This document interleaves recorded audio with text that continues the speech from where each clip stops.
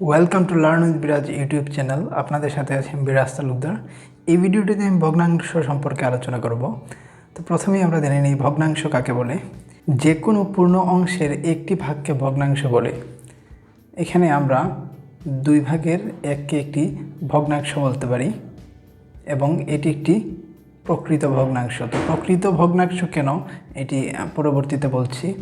তো এই ভগ্নাংশটির ভাগের উপরের যে সংখ্যাটি থাকবে সেটিকে বলা হয় লব এবং নিচে যেটি থাকবে ভাগের সেটিকে বলা হয় হর।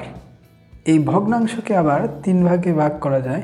একটি হচ্ছে প্রকৃত ভগ্নাংশ, অপ্রকৃত ভগ্নাংশ এবং মিশ্র ভগ্নাংশ। প্রথমে আমরা প্রকৃত ভগ্নাংশ সম্পর্কে জানব, তার পরবর্তী পর্যায়ক্রমে অপ্রকৃত এবং মিশ্র ভগ্নাংশ সম্পর্কে জানব। যে সকল ভগ্নাংশের লব হরের চেয়ে ছোট সে সকল ভগ্নাংশকে প্রকৃত ভগ্নাংশ বলে। তো আমরা জেনেছি লব এবং হর কোনটি। লব হরের চেয়ে ছোট। লব হচ্ছে উপরেরটি এবং নিচেরটি হচ্ছে হর। নিচের হরের চেয়ে যেই ভগ্নাংশের লবটি ছোট হবে সেটি হচ্ছে প্রকৃত ভগ্নাংশ।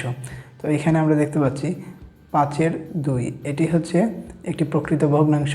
এর হর হচ্ছে লবের চেয়ে বড়। এই 5/3 এটি হচ্ছে একটি প্রকৃত ভগ্নাংশ। 4/3 এটি হচ্ছে প্রকৃত ভগ্নাংশ। এখন এই ভগ্নাংশগুলোর মধ্যে আমরা যদি কোনটি ছোট নির্ধারণ করতে চাই তাহলে সেটি আমরা কিভাবে নির্ধারণ করব। এইখানে আমরা যদি দেখি এই যে দুইটি ভগ্নাংশ, এই দুইটি ভগ্নাংশের হর কিন্তু সমান এবং এই দুইটি ভগ্নাংশের লব হচ্ছে সমান। যে কোনো দুইটি সমহর বিশিষ্ট ভগ্নাংশের ক্ষেত্রে আমরা যদি ছোট সংখ্যা নির্ধারণ করতে চাই তাহলে এই দুটির হর হচ্ছে সমান 5। তাহলে আমরা লক্ষ্য করব লবের দিকে। এই দুটি ভগ্নাংশের মধ্যে যেই ভগ্নাংশটির লব ছোট হবে সেই ভগ্নাংশটি হচ্ছে ছোট।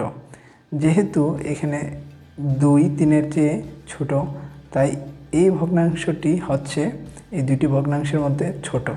এখন আমরা এই দুটি ভগ্নাংশের ক্ষেত্রে যদি দেখি এই দুটি ভগ্নাংশের লব হচ্ছে সমান। সমলব বিশিষ্ট ভগ্নাংশের ক্ষেত্রে আমাদের হর দেখতে হবে।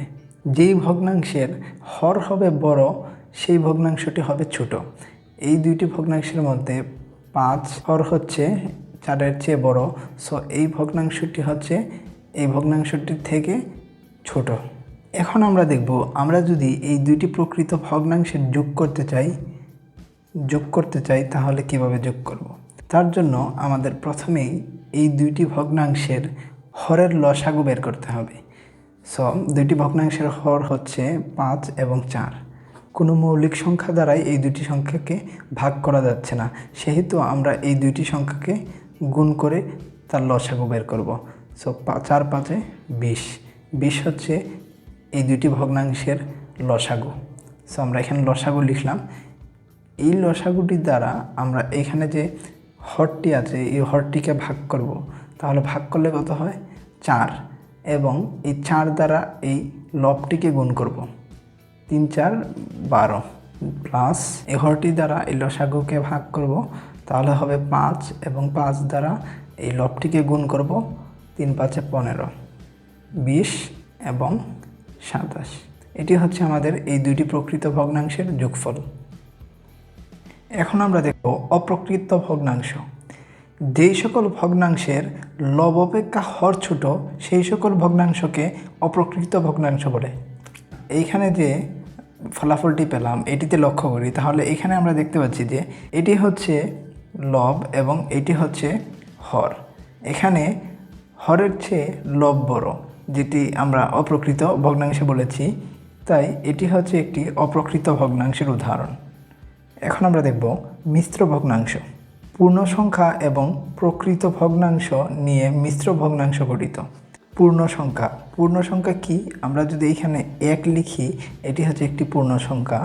প্রকৃত ভগ্নাংশ কি আমরা উপরে দেখেছি এইখানে, যেটির লব হচ্ছে হরের চেয়ে ছোট। আমরা যদি এইখানে দেখি 5/4, তো এখানে এটি হচ্ছে হর এবং হর আমরা দেখতে পাচ্ছি লবের চেয়ে বড় এবং অন্যভাবে যদি আমরা বলি লব হচ্ছে হরের চেয়ে ছোট। এটি হচ্ছে একটি প্রকৃত ভগ্নাংশ এবং এটি হচ্ছে একটি পূর্ণ সংখ্যা। পূর্ণ সংখ্যা এবং প্রকৃত ভগ্নাংশ নিয়ে মিশ্র ভগ্নাংশ গঠিত। এটিকে আমরা এইভাবে বলবো 1/5/4।